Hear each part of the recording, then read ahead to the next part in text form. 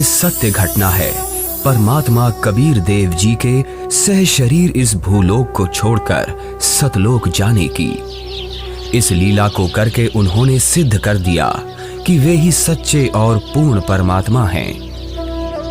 कबीर प्रभु की ये लीला हमें ये संदेश भी देती है कि परमेश्वर किसी धर्म या जाति के बंधन में नहीं बंधा, वो तो सबके लिए एक है।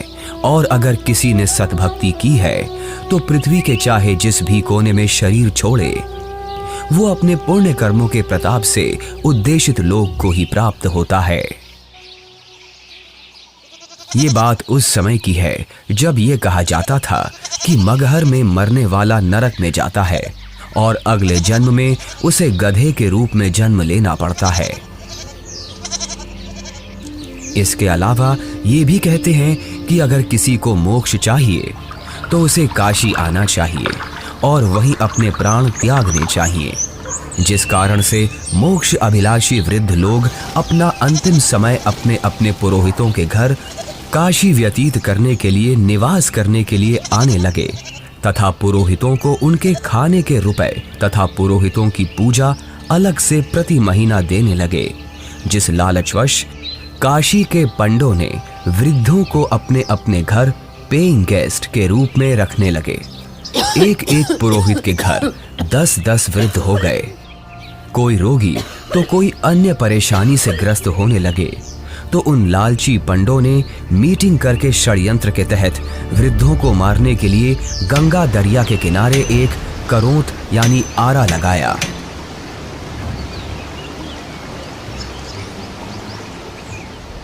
भ्रम फैलाया गया कि जो शीघ्र स्वर्ग जाना चाहता है तो इतने रुपए पूजा, जो उस समय की अधिकतम राशि थी, जमा कराओ। श्रद्धालुओं ने वृद्धावस्था के दुख से छुटकारा पाने के लिए तथा स्वर्ग जाने की भावना से वह महंगी फीस भी देने लगे। उन पंडों ने आदमियों का आरे से गर्दन काटने का पाप सिर पर ले लिया। पंडों के षड्यंत्र पर विश्वास करके वृद्ध अपने बेटों से काशी में प्राण त्यागने के लिए आग्रह करने लगे। लेकिन पिताजी, अभी आपकी और माँ की आयु ही क्या है? अभी तो आपको अपने पोतों का ब्याह देखना है, उनकी संतानों को अपनी गोद में खिलाना है। देख बेटा, जिंदगी जीने का लालच तो कभी खत्म नहीं होता, और वैसे भी अपने जीवन में हमने अपनी सारी जिम्मेदारियों को पूरा कर लिया। अब जब भगवान के पास जाना ही है तो देर क्यों करना? हमें काशी में पवित्र करौंत लेने में स्वर्ग की प्राप्ति होगी। लेकिन पिताजी, काशी में